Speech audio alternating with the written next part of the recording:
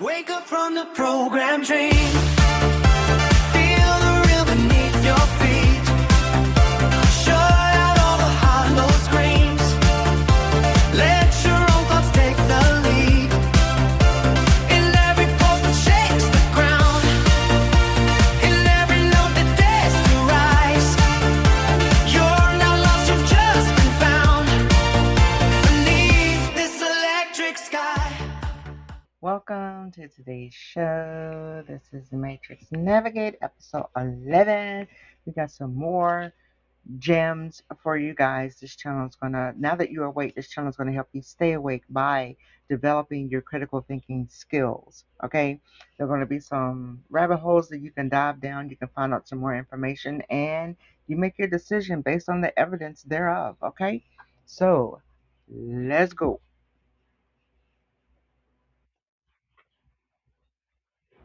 I think you've all seen the videos about how our timelines are messed up. Like how it doesn't make sense in my brain that Oxford University is older than the Aztec Empire.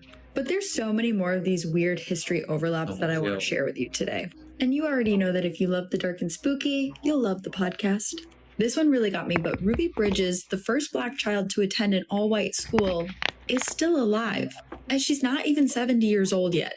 John Tyler, the 10th president of the United States, had a grandson that died in 2020. Charlie Chaplin and Ludacris, alive at the same time. Harriet Tubman was born in Thomas Jefferson's lifetime and died in Ronald Reagan's lifetime. This one is absolutely the craziest to me, but Betty White was born 7 years before Anne Frank.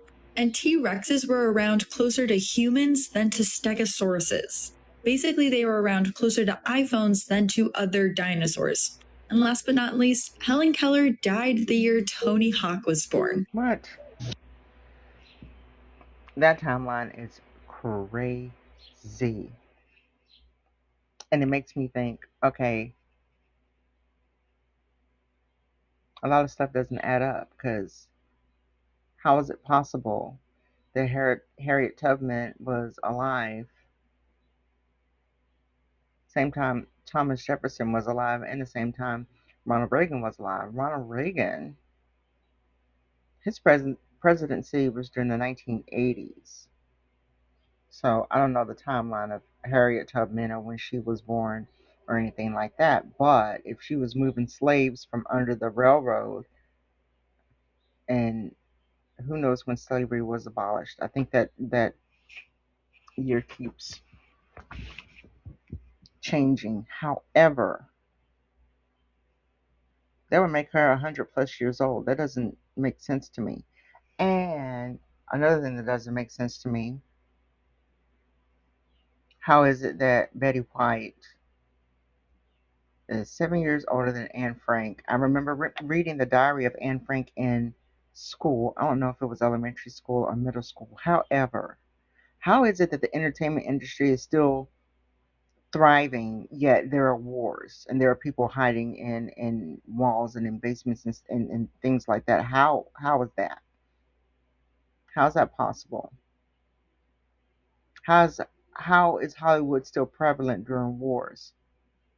I think there's more there. It doesn't make sense to me, because it seems like, okay, if we had a world war, World War I, World War II, and you still had the entertainment industry, how? Why? And who's funding it? Why are y'all still making movies? Why are movie stars still around and prevalent and being sent overseas and things like that? Where's the budget for that, and why is that important? That's what I want to know. It's crazy. Alexa, play music. Playing disco playlist.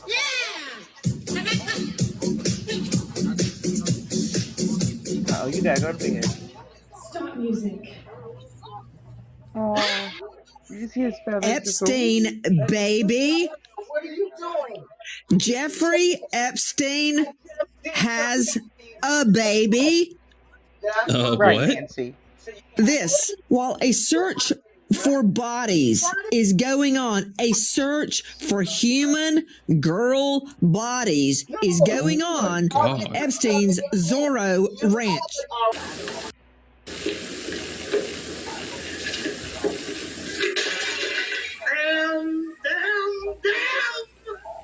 So my You know, I don't want to do a lot of coverage on the EpiPen stuff because that is being so saturated. What I'm saying is there are so many strings that they're putting out there, or that's being put out there about this EpiPen person and those files. I think people need to be careful about what rabbit hole they're gonna go down, because while everybody is distracted with this, other things are happening in the world.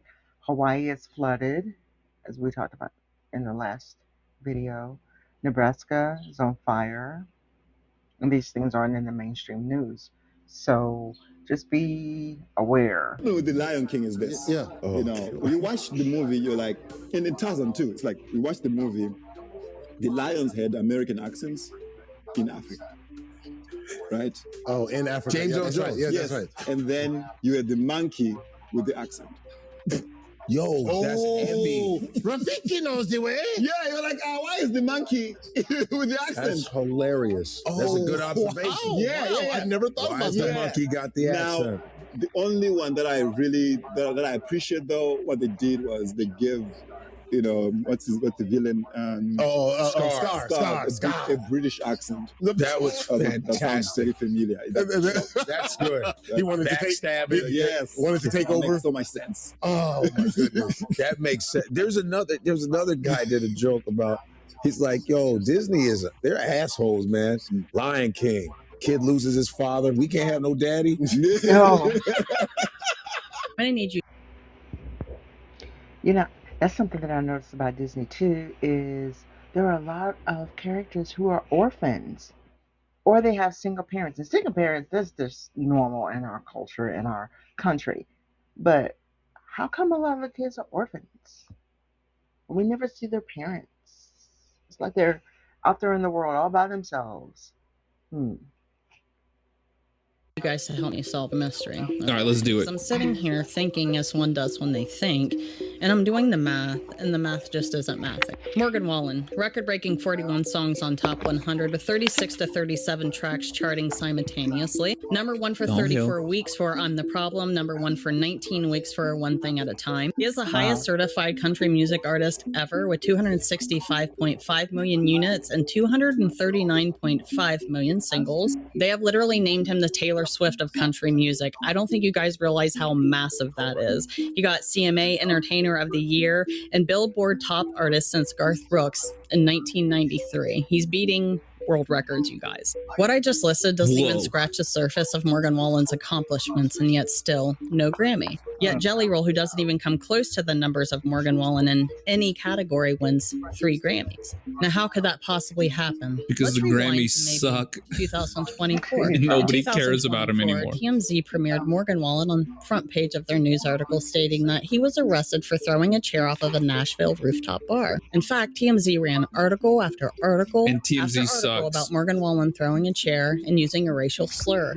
Hold that thought. For my research, around the end of 2024 is when Jelly Roll and Ryan Upchurch seem to have some drama. Jelly Roll and a few other guys visit Ryan Upchurch at his house. Ryan posts a video on YouTube and also on TikTok. There are a lot of clips circulating online, but I'm not about to show you the clip that you think. I heard something that I think everybody missed. Tell me what you hear. I never fuck with nobody, church, and I think you have real problems. That morning shit doesn't seem like a real problem. The homework was a real problem. Let's see if we can hear that again. Real problem. That morning shit doesn't seem like a real problem. From what I was told by a very reliable sources, that video was taken around October of 2024, just a few months after the scandal with Morgan Wallen. And TMZ is supposed to be a gossip column, right? But they post article after article praising Jelly, even though videos like this are literally getting millions of views right now. TMZ's headlines right now should literally read, "Breaking news, videos of Jelly Roll from 2024 are going viral for him stating that he was infiltrating country music." Before we get too straight from it, we're calling it Operation Infiltration. We're going to take over. We're going to get them. We're going to take over that street. We're going to beat them from the inside out, not the outside in. We're going to take over this fucking guy. I'm fixing to go in and fuck that shit. I'm fixing to go in and show them something they're going to get. Now I'm going to ask you again, how is Morgan Wallen getting the short end of the stick?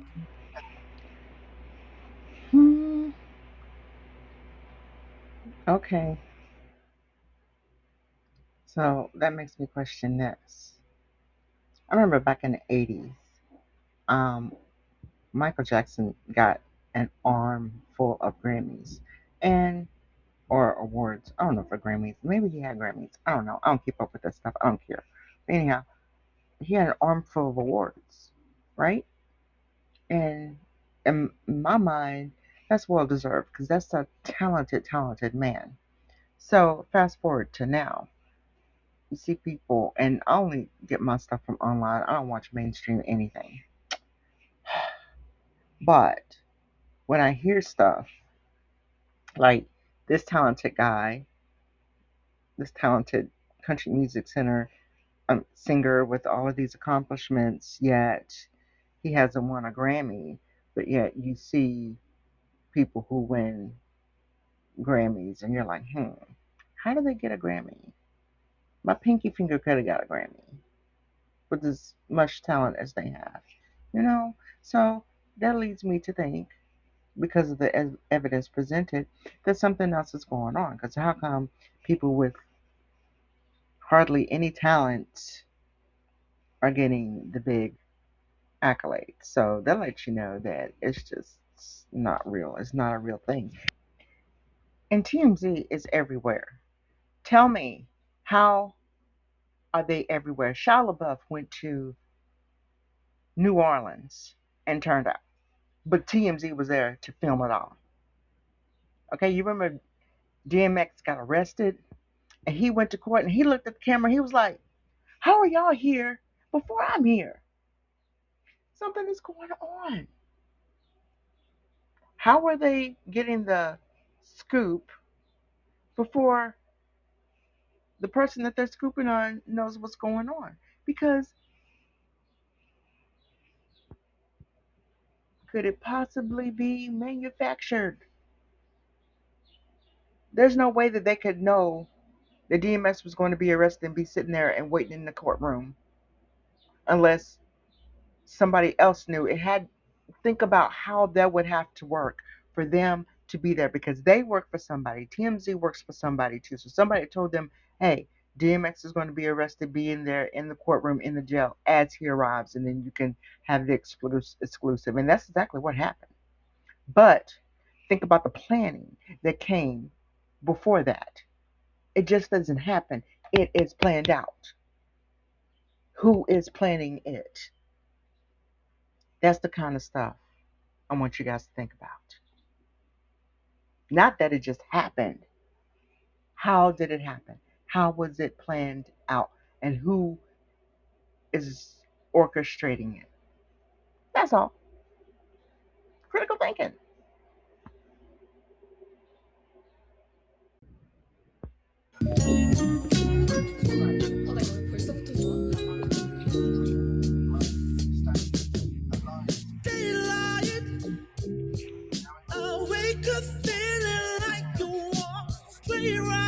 All right. I used to know the night is shit and I feel right. It made me put away my pride. Pump up the jam, pump it up while your feet are stumping. And the jam is pumping, looking at the crowd and jumping. Pump it up a little more, get the party going on the dance floor. See, cause that's where the party's at, and you find out it's too bad.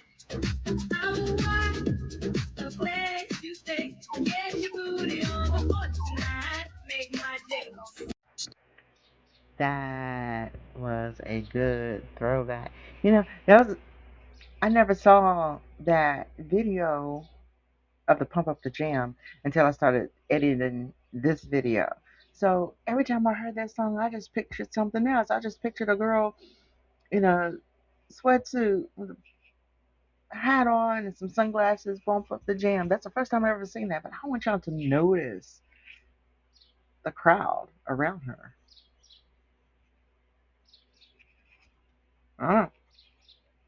Let's go. Story time. Ancient Magnetism and Psychic Forces, written by a man named L.H. Anderson in 1895. Look him up real quick. Tell me if you can find any information about L.H. Anderson, the Freemason who wrote The Key to Power in 1895. In Matthew 17:21, we went over the missing verse about healing all disease and sickness. When I was reading this book, I noticed it mentioned, howbeit this kind goeth out not but by prayer and fasting. What is this book written about? Magnetism gives us information about the existence and action of the life of dreams and the power of creation. It is also the best means of breaking the seal which closes the mysteries of antiquity, rich and fancy, whilst it discloses the similarity and depth of man's capacity and shows us an accordance of phenomenon which formerly in magic was attributed to enchantment and to deceit. It's kind of funny. The dude that built Coral Castle said the entire world is built out of little tiny magnets. Yeah. All of Parker's electrical equipment is magnets wrapped in wires. Yeah. Julian's machine runs off of magnetrons. Yeah. The atoms within everything are bonded by magnetic bonds. What does it say about magnetism? Magnetism possesses properties which are not only practically useful as regards health and the relations of life, but also in respect to the highest interest of mankind. In human nature lies the germs of power which are occasionally met with in this earthly form, but which so far have never been perfectly developed except in the man of Jesus Christ. The Freemason I can find no history about is talking about Jesus being the perfect example of enlightenment through magnetic principles. We're getting into ancient esoteric Jewish shit. Magnetism gives us information about the existence and action of the life of dreams and the power of creation. By animal magnetism, hold on, what is animal magnetism? It is called animal magnetism because the animal part of a man is the medium, the conducting body of his penetrating magnetism, which distinguishes our animal senses and the higher faculties of man. By these means, we discover in animal magnetism a new medical science, or the art of healing and prevention of disease, not through a substance, but by a power, a movement which, like sound in the air, light in the ether, appears to be endowed with a surpassing mobility. Was that talking about healing all sickness and disease with thought? Mm-hmm. That's what that sounds like that's talking about. Here's the chapter I'm in now. Secrets of the Egyptian Magi. That video is fire. That video is fire. So I'm going to add on to that. When Jesus came and spoke to people, he spoke in parables, which to me is another fancy way to say, well, it's not a fancy way, but it's a way to say it's hidden knowledge. Esoteric means hidden knowledge. The Bible is an esoteric book. And the more you develop your discernment, the more you develop your wisdom, your knowledge and understanding, the deeper and more relevant the Bible becomes. Now, he dropped some gems in there.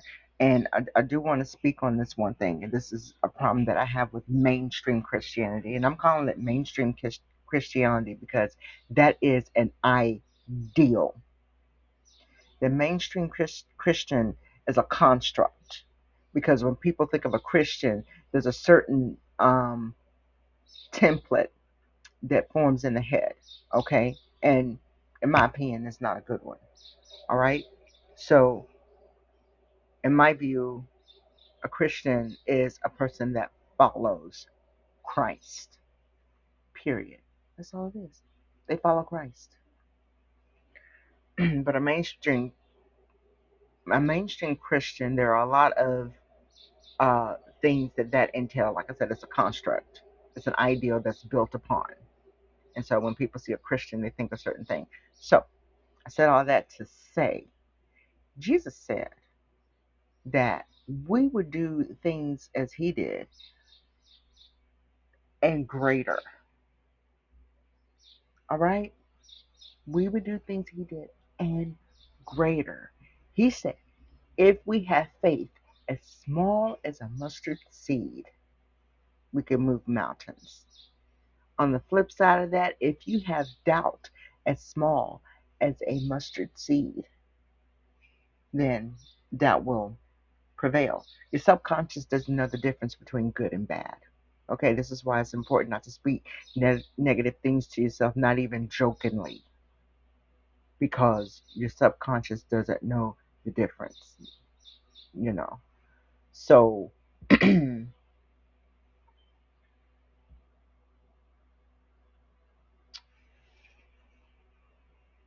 it's just an interesting thing when they talk about healing. And that verse, I think it's Matthew 17:21, that might have been stripped from the Bible, that says the way to healing only comes out by prayer and fasting. That's the way to healing, through prayer and fasting.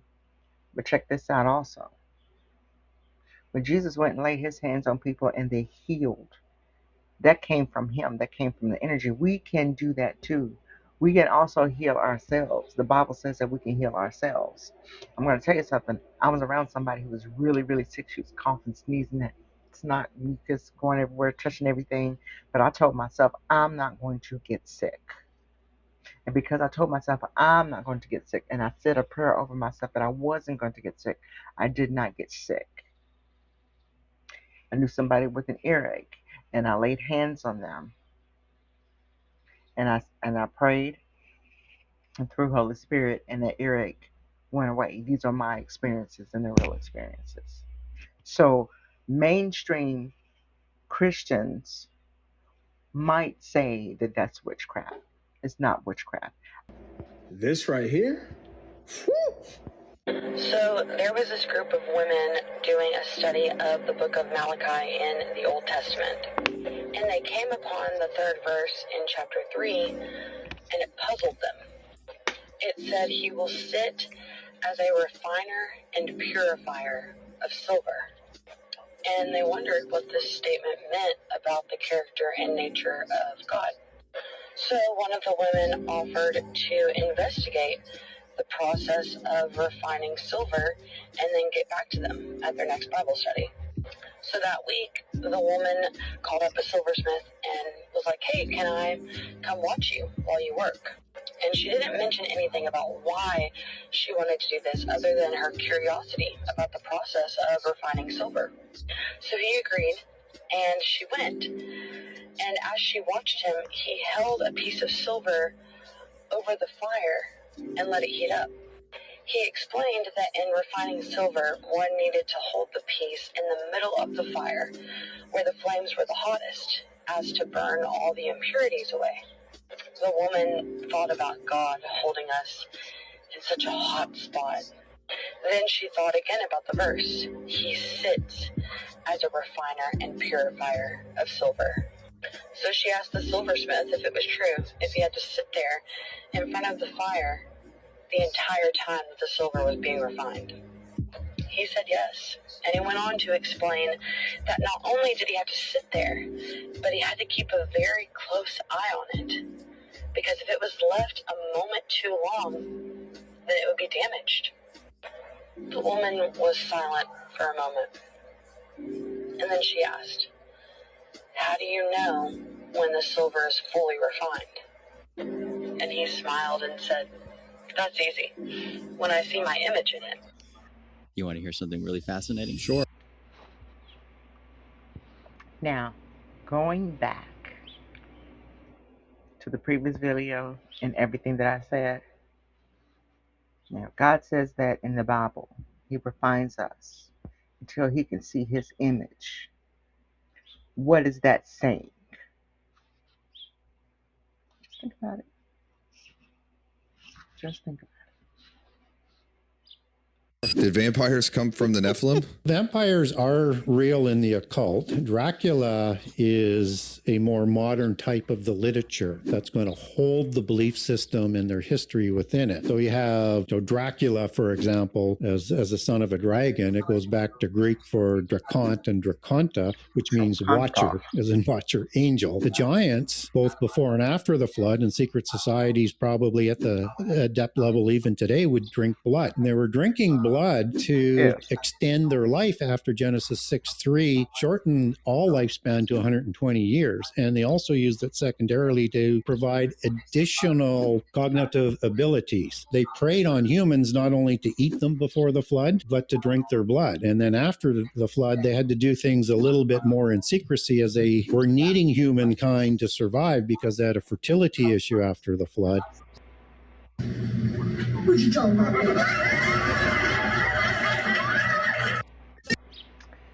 And as evidence shows, that is still happening today. As in the days of Noah. That's what the Bible says. As in the days of Noah. So they're still doing that today. It's still cannibalism. They're still drinking blood. Trying to expand their lifespan. And like the gentleman was saying, the lifespan shortened, and it even says it in the Bible, the lifespan shortened down to 120 years. And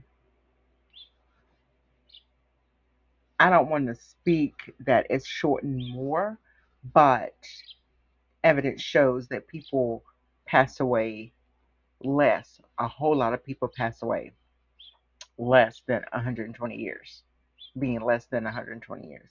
I do believe that people live to be 120 years old because there are people out there who have, and there are still people that are in their hundreds and tens alive today. They are. I have to check out how they're living.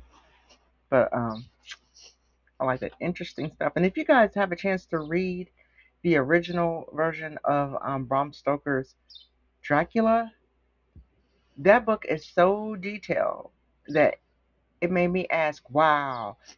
Back then when I first read it, I was like, wow, they have a very vivid imagination.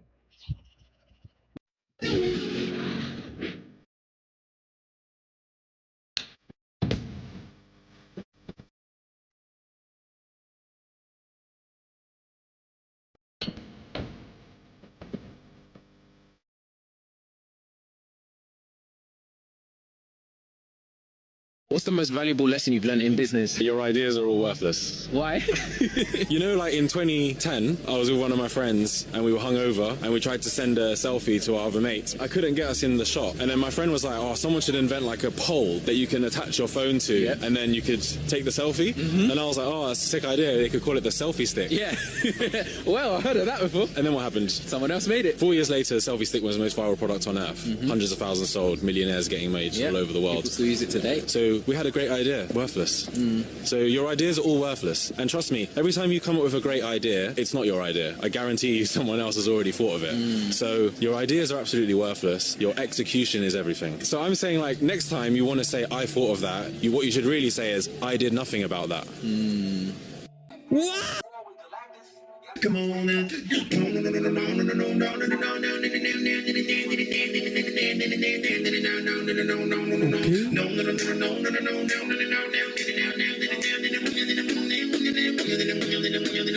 Come on. Right.